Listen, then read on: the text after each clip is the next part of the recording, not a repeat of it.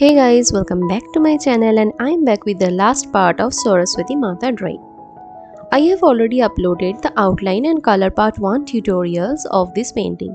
So ये part देखने से पहले previous parts को देख लो ताकि पूरा step by step आपको अच्छे से पता चल पाए. Now come to this part. Basic colors होने के बाद इसके ऊपर darker values add करना पड़ेगा.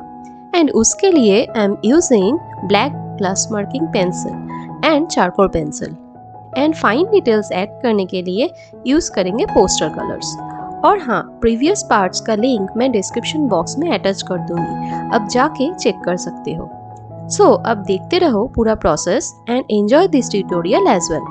And if you have any query or feedback on this drawing, please let me know in the comment section below.